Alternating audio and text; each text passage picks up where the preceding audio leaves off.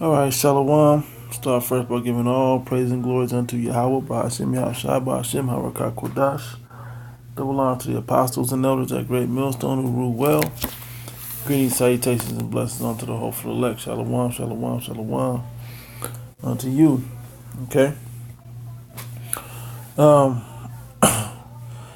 2019 was phrased year of Charagma, and the 2018 was phrased as a year of prophecy.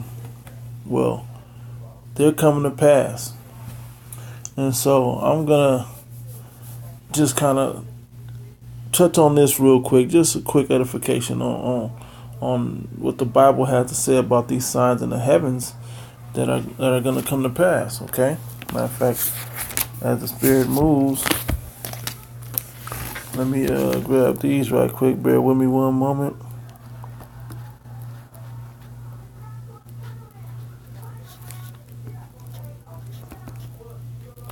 Okay, and the book of Jeremiah. Yeah, because for us, to whom this book was given, the Israelites, particularly the elect of Israel, particularly those that are called the watchmen. All right, we were given this book so we could understand and interpret it, and deliver the messages of this book unto the people. Okay, everybody else is gonna bug out and not understand what they're looking at. All right, there's gonna be crazy blood moons and eclipses. We've seen stuff in recent years, recent months even, signs in the heavens, okay? Which are signs that we in the end times, and that this is the time that the Lord will visit the earth, okay? Jeremiah chapter 10, verse 1. Hear ye the word of the Lord Yahweh, hear ye the word which Yahweh the Lord speaketh unto you, O house of Israel. He only loves the Israelites, okay? In particular, he don't love the other nations, and particularly, he only loves the elect of Israel right now. Okay? They're the only ones that has chance for salvation, the elect. Alright? Great Millstone pushes that. You Israelites that don't understand about the elect, you're probably not going to make it. Okay? If you're not pushing about the elect, if you call yourself a teacher and you're not pushing, this is only about the elect, because the Bible clearly says that this go round is only about the elect, okay? Anyway, it says, thus saith the Lord Yahweh, learn not the way of the heathen, and be not dismayed at the signs of heaven, for the heathen are dismayed at them. Don't be dismayed at the signs of heaven, man. So when you see things like blood moons, don't be dismayed at those. Don't be like, oh my God, look, it's a blood moon. Oh no. Oh my God, it's a UFO. It's an eclipse. Don't be dismayed at those things, okay? These are signs to warn us and to let us know what time we're in. Okay? To let us know and warn us what time we're in. Matter of fact, I got another one right quick. Let me go to second address. I didn't write that one down either. Funny how the Spirit moves. Okay? Real quick. Bear with me. Second Esdras chapter 9. I'm gonna start at the point. Matter of fact, verse 1. It says, he answered me then and said, measure thou the time diligently in itself. When thou seest part of the signs pass, what are some of the signs? Blood moons, eclipses. Okay? Signs of heaven. Which I have told thee before, then shalt thou well understand that it is the very same time wherein the highest will begin to visit the world which he made. When we see these signs, we'll know it's the time when he'll begin to visit the world which he made. How has he visited the world? And what you simpletons call UFOs, which are the chariots of the Most High God. We've been seeing phenomenon in the sky. Look like portals open up where light pours through and into our atmosphere and our realm. We've been seeing these crafts in the air, in the skies, flashing lights and moving way that man-made stuff can't move. Okay? disappearing and moving fast as light. Okay? These are the signs of heaven. This is how we can measure that this is the end. Okay? It says, then shall thou well understand that it is the very same time wherein the highest, the Most High God, will begin to visit the world which he made. Therefore, when there shall be seen earthquakes and uproars of the people in the world, then shalt thou well understand that the Most High spake of those things from the days that were before thee, even from the beginning. Like as all that is made in the world hath a beginning and an end, and the end is manifest. This end is being manifested from the beginnings of the creation, way back in the beginning of Genesis, all the way till now. This is being manifested. All right. It says, even so, the times of the highest have plain beginnings and wonders, and powerful works and endings, and effects and signs. Powerful works and endings and effects and signs. Blood moons, earthquakes, uproars, the chariots. Okay, eclipses, the signs of World War III, the prophecies, mark of the beast, the charagma. Okay, these things are all out there. All right, as well as the different events that's going on in the world, the whole Donald Trump, all of this, the economy collapsing, people waking up to that they're Israelites, the prophets being out on the streets. All of this is the signs, effects and signs. Okay, let me go to Genesis, the first chapter. So when we see these things, these astrological signs in the sky, we got to know that this is that time. All right. This is Genesis 1:14, and the Most High God said, "Let there be." Well, that wasn't the Most High. It said, "Let the Elohim said, let there be lights in the heaven, in the firmament of the heaven, to divide the day from the night, and let them be for signs and for seasons and for days and for years." Talking about the sun and the moon. The light for the day is the sun, and the light for the night is the moon. Okay, and let them be for signs. So when there's daytime, the sun is out. Hey, that's for a sign. It's daytime. When it's for the moon, hey, that's for nighttime. And then the moon also has other things going on, as well as eclipses and stuff like that in both of them. But the moon has certain signs that it shows: blood moons, total eclipses, partial eclipses. These things are for signs.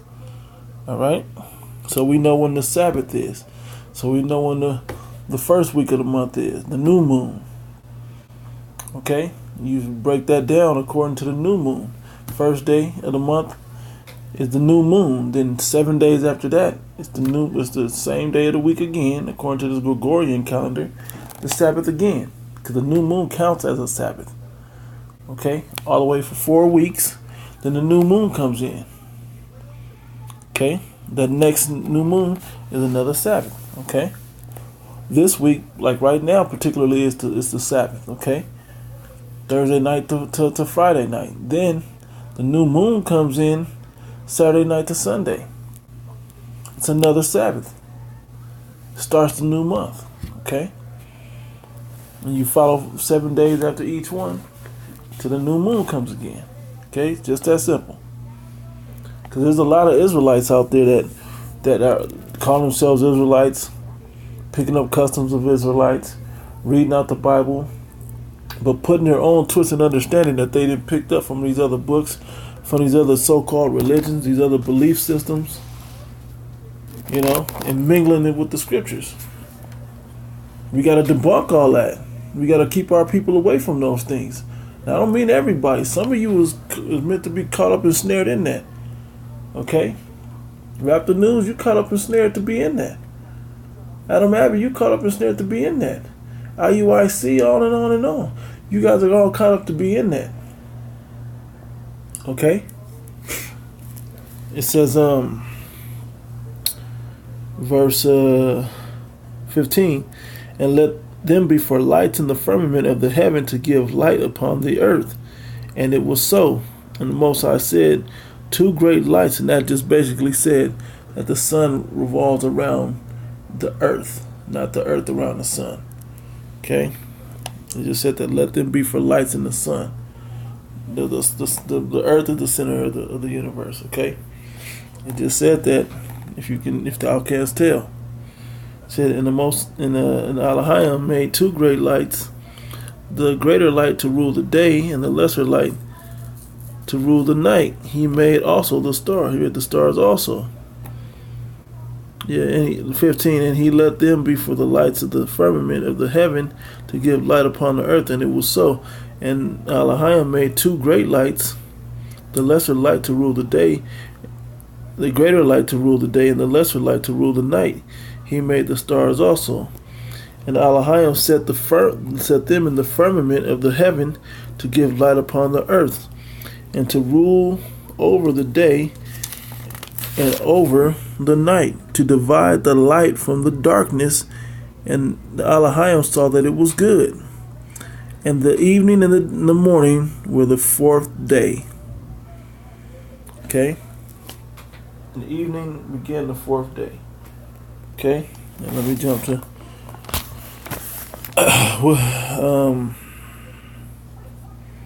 that wasn't Solomon, it's Sirach. The book of Sirach 43. Sirach 43, and we'll jump to the point, verse 6. He made the moon also to serve in her season for a declaration of times. What time? And for a sign of the world. What's the sign? It's the declaration of time. It's a calendar. Okay? So yeah, it's gonna keep you on a weekly schedule with the calendar, the yearly calendar with the seasons, how close the sun is to the earth and everything. You know how the temperature. Okay? But also when you see things like blood moons, which we're gonna have a bunch of blood moons this year, you see blood moons, guess what? These are signs that this is the end times, man. Our salvation is nearer than when we believed. Okay? Time to quit playing games. Time to clean up your belief system. Time to stop self-glorifying yourself and humble down to Yahweh Shem Yahushua. Alright? Ain't no time to be self-glorifying yourself. Salvation is the hottest thing going. You know, that's the most important thing on the earth right now. Is if you're an Israelite, you can earn your salvation. That's the hot topic. Y'all out there playing, trying to bring all these other doctrines into it. No, the mark of the beast ain't the RFID chip. Like, come on now. Then what is that thing? What is that little grain of rice with all the technology in there that everything's gonna be on? Your money system with Bitcoin and all of this. What's it called? That whole monetary electronic money. Okay. One world government, one world system, new liberal one world order. The new world order. What is that all about? Okay? Because that's part of it. That chip, okay? Anyway, that's how we know this is the end, okay? It says from the moon is a sign of feasts and a light that decreaseth in her perfection. You know, different feasts are according to the moon. It says the month is called after her name, increasing wonderfully in her changing. And the word week means change, so every week it changes from a new moon, which you can't see the moon, to a half a moon, which is the first quarter, a full moon, which is the second quarter or half, right? The other half a moon is the third quarter, and the fourth quarter is the new moon again. Okay, right before it goes completely blank. That last week it said, being an instrument of the armies above, shining in the firmament of heaven. All right, shining in the sky. We know that's talking about the moon. Now let's get into the actual prophecies of it. Okay. we're gonna start. Well, it repeat each other. So we're gonna go to the Book of Acts when they said in the New Testament first, just because it came first in the Book of Joel, and then they kind of quoted it. So Joel 2. Acts chapter 2. Yep. And 20, it says, the sun shall be turned into darkness with eclipses, and the moon into blood, which is another eclipse, okay? When there's an umbra, or the passing of the moon, before the sun. Now, hold on, let me get that. All right, this is Google, blood, moon, turn into blood. It says moon turn into blood. The idea of a blood moon serving as an omen of the coming of the end times comes from the book of Joel. That's the first place it was, in the book of Joel, where it is written, the sun will turn into darkness and the moon into blood before the great and terrible day of the Lord comes. Okay, so what is the meaning of the blood red moon? A blood moon happens when the earth's moon is in full eclipse. While it has no special astronomical significance, the view in the sky is striking as the usual whitish moon becomes red or ruddy brown, super red, okay, or even kind of tannish brown at times, depending on how dark or how much light gets to it, okay. All right, so let me go back. All right, so it says, the sun shall be turned into darkness and the moon into blood. This is back in the book of Acts, chapter 3, verse 20. Before the great and notable day of the Lord come, quoting Joel. And it shall come to pass that whosoever shall call on the name of the Lord Yahweh shall be saved. Ye men of Israel, hear these words.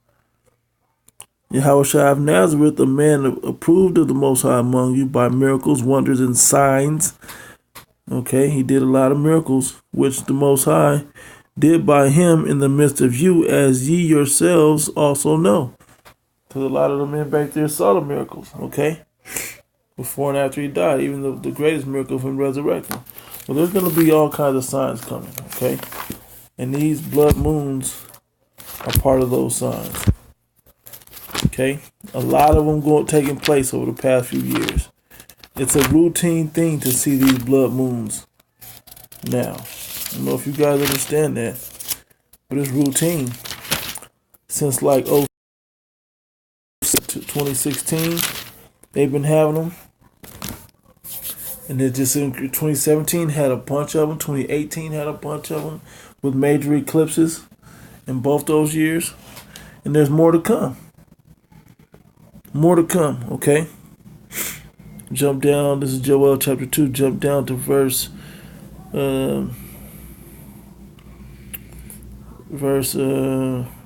It says, and I will show wonders in the heavens, and be not dismayed like the heathen are dismayed, right? And in the earth, blood and fire and pillars of smoke. And the sun shall be turned into darkness and the moon into blood before the great and terrible day of the Lord Yahweh Ba'ashem Yahushai come.